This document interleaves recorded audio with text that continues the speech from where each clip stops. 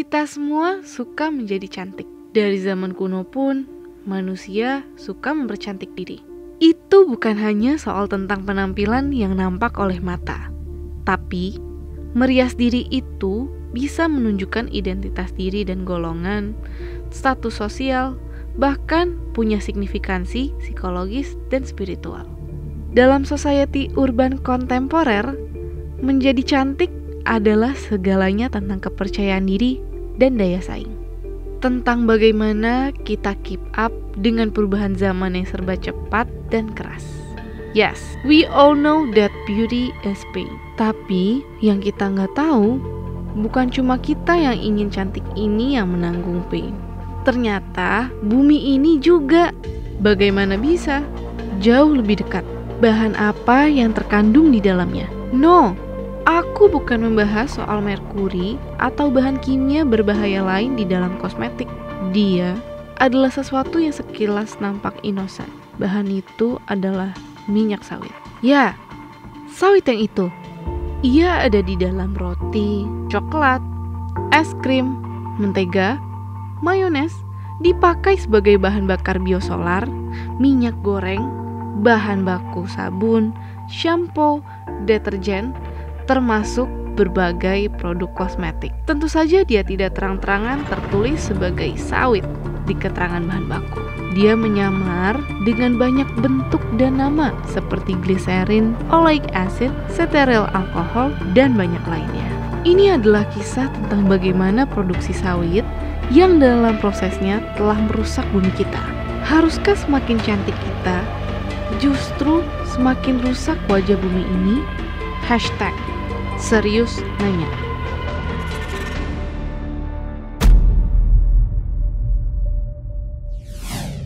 Teman-teman, kali ini gue ditemenin dengan Kak Desi P. Hai Kak Desi. Halo Wanda, apa kabar? Kabarnya baik, kakak gimana? Alhamdulillah baik kabarnya. Jadi Kak Desi ini multi talent, banyak banget nih yang dilakukannya. Boleh diperkenalkan dulu gak sih Kak?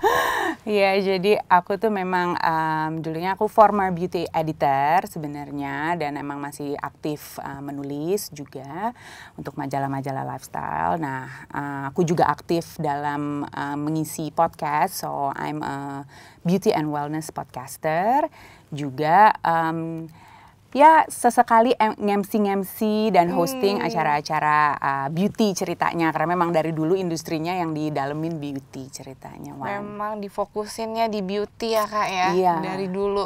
Berarti pas banget nih, karena kali ini kita bakal ngebahas tentang perbeautyan juga. Oke. Kak, perbeautyan tuh luas sekali loh. Betul, banyak banget nih. Tapi kalau kali ini aku sebenarnya tuh pengen tahu, kalau menurut Kak Desi, makna cantik tuh apa sih? Oh, makna cantik ya. Kalau menurut aku sih, kalau dari pandangan aku, perempuan yang cantik itu adalah seseorang, sosok yang percaya diri dan menerima dengan segala kekurangannya, dan terus mau to be better for herself sebenarnya. Jadi bukan karena orang lain atau karena lingkungan, tapi it's actually for themselves. Menurutku itu sih makna cantik. Karena kalau dari situ aja kitanya konten gitu, pasti kelihatan emang dari cara ngomongnya, cara orangnya itu represent herself, itu udah kelihatan banget. Pasti aku bisa langsung lihat, oh dia cantik gitu. Berarti cantik tuh kan kalau menurut orang-orang kebanyakan cuma sekedar fisik, tapi ternyata jauh lebih dari itu. Enggak, it's more than that, way more than that. Harus dari personality-nya. Cantik di luar itu kayak ya semuanya bisa, belajar make up gitu ya, bisa pakai, ya kita bisa lah setiap hari. Tapi kalau kita mau pakai bedak setebal apapun kayaknya juga nggak akan ngebantu kalau misalnya kamu nggak happy inside gitu. Betul banget tuh. Karena memang sekarang banyak banget orang yang merasa, wah agak insecure, merasa nggak cantik, tapi ternyata itu bukan dari make up atau bukan yang dipakainya, tapi dari dalam dirinya sendiri. Betul. Memang kalau Setuju. cantik dan healthy itu kan apa ya, combination yang bagus banget Kak. Tapi itu aja menurutku tuh nggak kurang gitu, nggak pas. Karena cantik dan healthy itu kalau kita cuma memikirkan diri kita sendiri, wah menurutku masih agak egois. Kita harus memikirkan lingkungan kita juga. Setuju. Yaitu salah satunya kesehatan bumi. Dan sekarang ini trennya kan udah ada beberapa brand yang udah mulai sadar dan juga care dengan lingkungan. Ya, sadar lingkungan ya. Menjual produk-produknya yang udah lebih eco-friendly dan juga ingredients-nya juga lebih eco-friendly gitu. Ya. Menurut kakak, penting nggak sih tuh untuk kita sendiri nih sebagai konsumen, apalagi sebagai perempuan lah, untuk memikirkan hal-hal kayak gitu juga tuh Kak? Penting banget, itu sih nggak ada jawaban lain ya. Memang hari gini tuh memang semuanya tuh ya gimana pun juga bumi itu juga udah tua ya kan Wan gitu. Maksudnya kalau misalnya kita mau egois aja, cuman ya menggunakan produk yang istilahnya nggak ramah lingkungan atau apa gitu. For your sake of apa sih gitu, cuman sebatas foto cantik, selfie, tapi habis itu produknya ternyata membahayakan lingkungan gitu. Itu ya balik lagi seperti yang Wanda bilang, it's very selfish gitu, buat apaan gitu ya kan. Ya kita memang udah waktunya mengedukasi dan harus menggunakan produk-produk yang ramah lingkungan. Itu emang penting banget sih menurut aku. Kalau yang tadi kakak bilang, kita udah harus mulai mengganti lah ya, atau mulai men-switch produk-produk kita ke yang lebih ramah lingkungan. Betul. Tapi kalau dari Kak Desi sendiri, udah pernah nyoba nggak Kak? Udah, jadi aku memang karena memang aku dari dulu itu menulis tentang industri kecantikan gitu, so I know quite a lot tentang produk-produk yang tentunya sangat memperhatikan kelestarian lingkungan ceritanya. Jadi nggak harus biasanya itu kan dimulai dari packaging misalnya kayak gitu. Mereka kan udah sangat memperhatikan produk, mengurangi produk plastik, ataupun sekarang ada generasi plastik yang udah bisa istilahnya lebih mudah didaur ulang gitu. Dan sekarang juga udah banyak sekali brand-brand yang mengeluarkan produk yang nanti produknya tuh bisa dikembalikan lagi gitu, plastik ketika udah kosong ya kan. Betul. Dan nanti akan didaur ulang sama mereka. Dan sekarang juga udah mulai banyak tuh penggunaan non-plastic bag yang kayak semuanya brown bag, semuanya lebih ramah lingkungan. Nah tapi sebenarnya Wan, kandungan itu juga harus sangat diperhatikan gitu. Jadi sebuah kandungan produk itu, jadi kita nggak ngomongin si packagingnya aja. So it's actually more the ingredients juga gitu. Yang itu bisa membahayakan lingkungan atau kesehatan kita sendiri. Itu yang perlu diperhatikan juga. Karena kan ya katakan misalnya ada merkuri kandungannya gitu. Nah itu kan juga sangat berbahaya gitu kan. Nah apa lagi sih yang perlu kita perhatikan nih? Itulah PR-PR kita sekarang, nggak hanya urusannya plastik aja yang dipikirkan, tapi ada ingredients lain yang harus kita highlight nih sebenarnya. Ingredientsnya itu menurutku juga memang penting banget sih Kak. Apalagi ini kan kita berbicara tentang produknya, produk kecantikan yang langsung kita pakai tuh di muka kita, di wajah kita. Kadang orang cuma mikir, ya udah deh yang penting bagus kelihatannya, terus harganya pun juga oke, tapi ternyata ingredients-nya itu wah berbahaya banget, seperti yang tadi merkuri atau banyak juga kan yang logam-logam berat gitu, macem-macem banget ingredients-nya. Yang aku tahu juga nih Kak, sekarang itu tuh memang kebanyakan orang tuh yang lebih ya udah deh nggak apa-apa deh, yang penting masih nggak masalah kok di muka gua. Padahal itu tuh berjangka panjang untuk dirinya sendiri.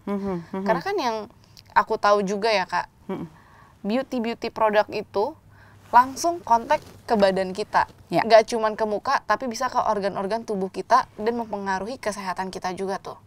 Menurut Kak Desi banget nih, sebagai sudah bergelut di dunia beauty sekian lama, yang disayangkan banget tuh apa sih dari semuanya itu?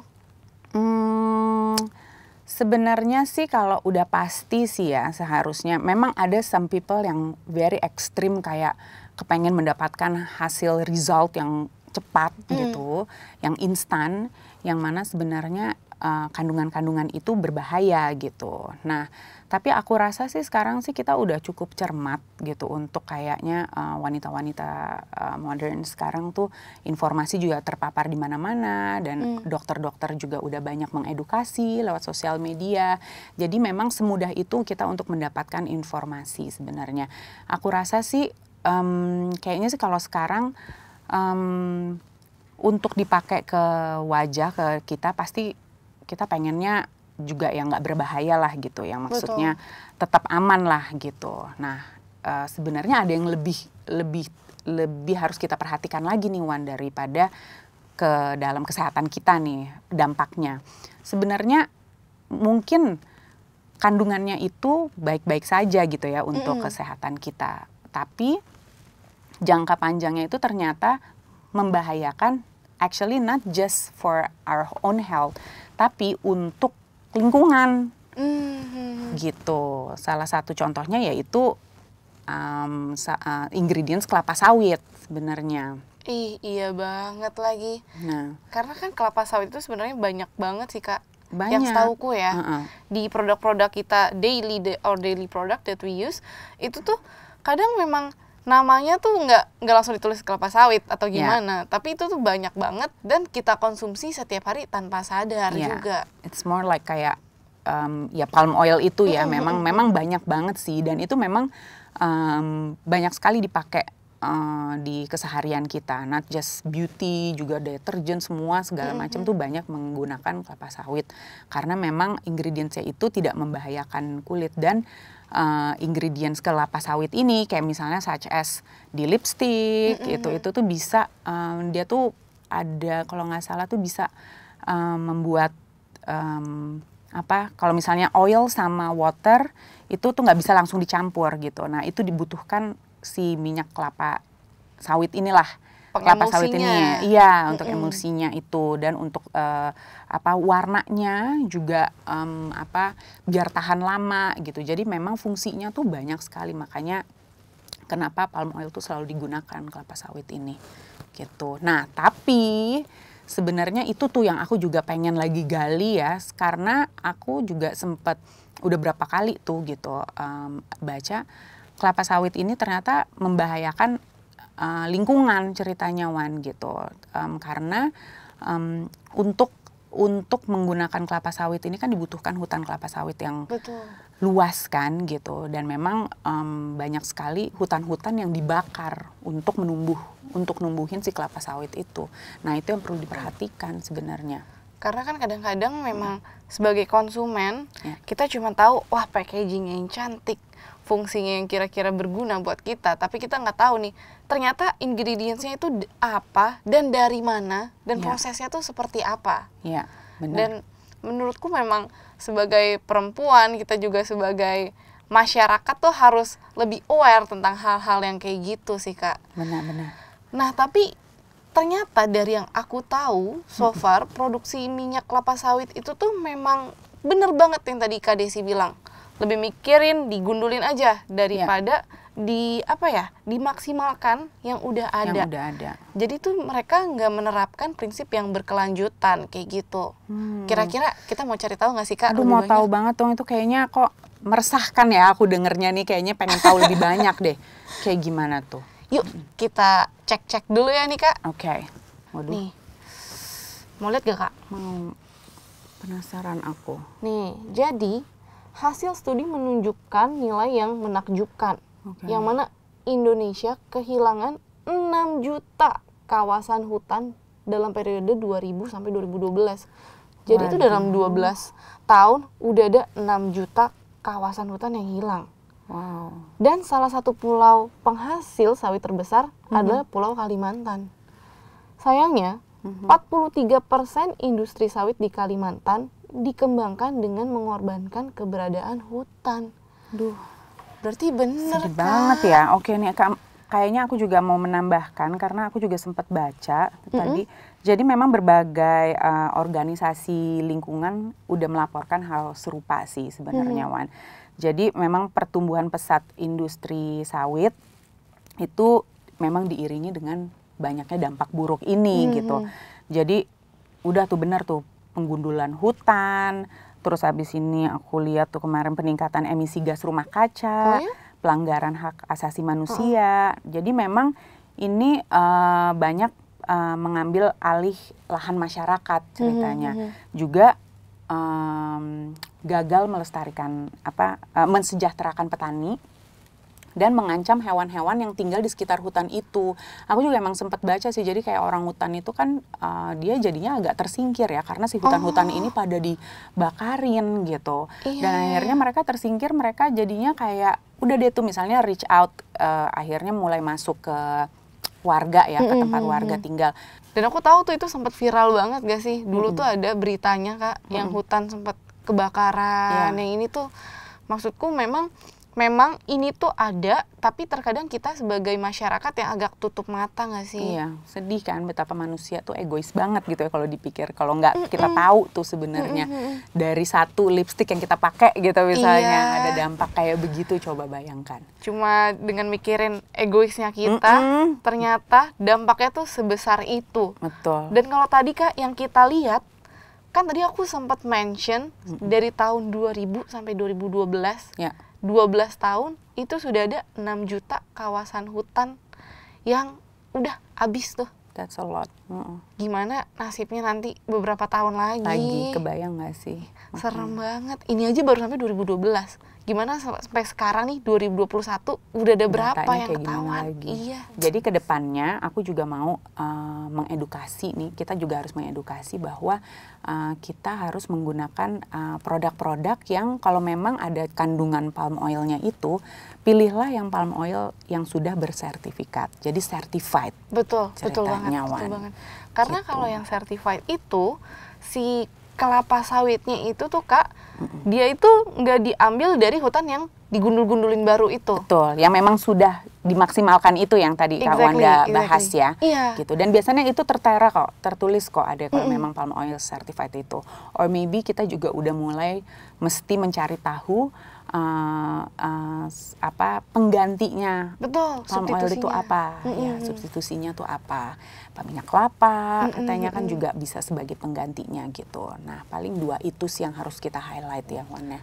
Jadi kita nggak cuma mikirin kandungannya buat kita sendiri, tapi ternyata ada kok opsi-opsi lain yang berguna juga. Kalau tadi kan kita ngomonginnya si sawitnya ini nih Kak.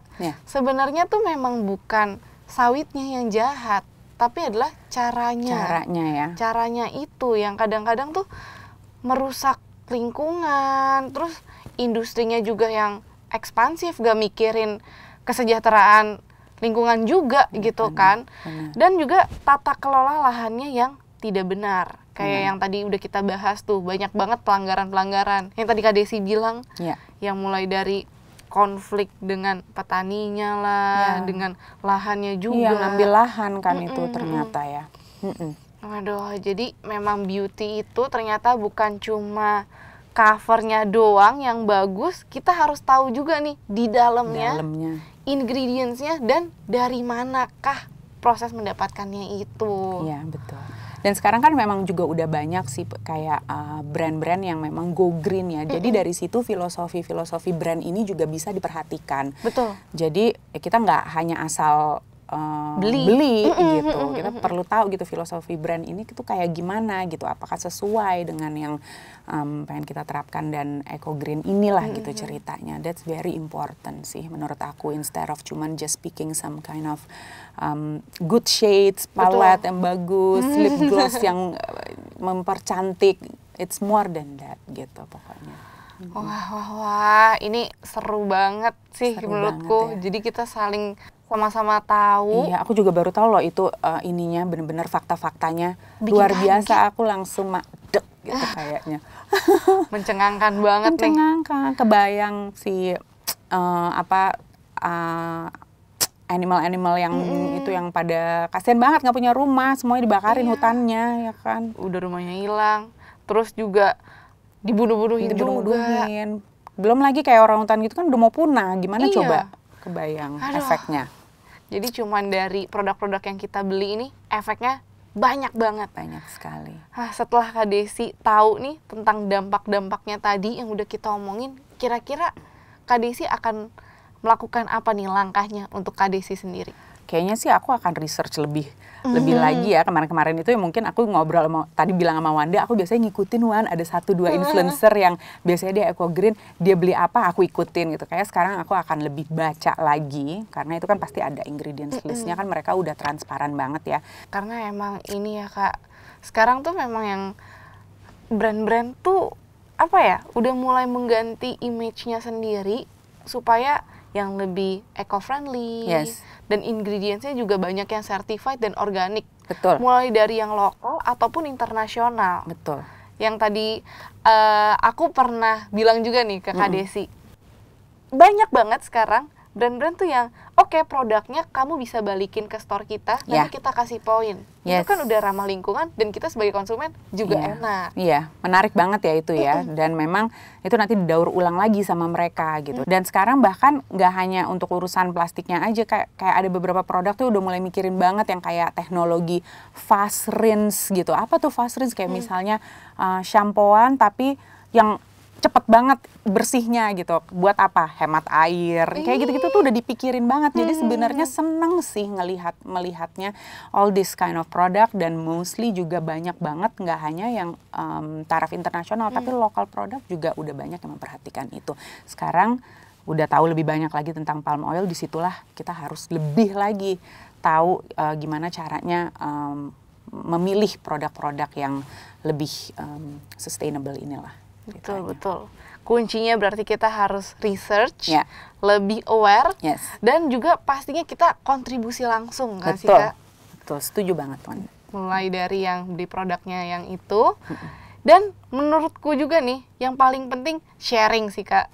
Karena kalau kita sharing pun orang-orang juga mulai terbuka matanya. Ternyata dari produk kecantikan ini ingredients-nya tuh ada macam-macam. Misalnya sawit itu, dia kan namanya ternyata tuh nggak langsung ditulis sawit gitu kan, macam-macam banget mulai istilahnya macam-macam. Betul. Kita harus lebih aware, dan mungkin bisa kita search juga kalau memang mau yang certified itu sih Kak. Exactly, aku setuju banget. Jadi seekspansif apa sih perkebunan sawit itu? Di tahun 1980 total kebun sawit mencapai 300.000 hektar. Dan di tahun 2019 sudah mencapai 16.400.000 hektar. Itu berarti secara rata-rata kurang lebih 400.000 hektar lahan sawit baru dibuat setiap tahunnya. Pada tahun 2019, luas perkebunan sawit di Riau sudah mencapai 3,4 juta hektar. Itu berarti hampir 40% dari total luas daratan Provinsi Riau itu sendiri. Dan 35% atau 1,2 juta hektar diantaranya masih diragukan legalitas lahannya. Karena satu atau beberapa hal seperti tumpang tindih dengan perizinan lain, atau berada di bawah kawasan hutan dan gambut yang dilindungi di bawah payung hukum. Penebangan liar dan pembakaran dilakukan secara ekspansif. Efeknya mengancam kehidupan habitat satwa liar yang padahal mestinya dilindungi negara, seperti gajah kerdil Borneo, gajah Sumatera, harimau Sumatera, badak Sumatera, dan spesies orangutan. Hilangnya tumbuhan plus asap hasil pembakaran hutan menyumbangkan miliaran ton polusi karbon ke udara yang asapnya bisa terlihat dari luar angkasa. Kalau kita tidak berhenti mengkonsumsi dan segera beralih ke produk lain dengan bahan yang lebih bersahabat dengan alam, maka kita punya andil dalam kerusakan dunia dan ikut bertanggung jawab atas kematian ribuan makhluk hidup yang menggantungkan nyawa di hutan-hutan Indonesia. Apa efeknya bagi kita secara langsung? Ingat bencana asap yang parah di tahun 2015? Manusia segala usia, bahkan bayi, harus menghirup udara beracun akibat pembakaran hutan. Dan harus menderita kerusakan otak secara permanen karena kekurangan suplai oksigen di otaknya. dan terhitung 9.000 orang tewas karena keracunan asap. Itu beriringan juga dengan perampasan tanah milik masyarakat. Efek langsungnya buat kita yang tinggal di kota besar, gimana? Memang efek langsungnya nggak ada. Karena perusakan hutan, peracunan udara dan air, kematian hewan-hewan, dan perampasan tanah gak akan menimpa kita. Semakin mereka merana, semakin nyaman hidup kita. Semakin enak, dan pastinya semakin cantik. Jadi, apakah karena tidak berefek langsung dengan kita, kemudian kita tetap tidak peduli?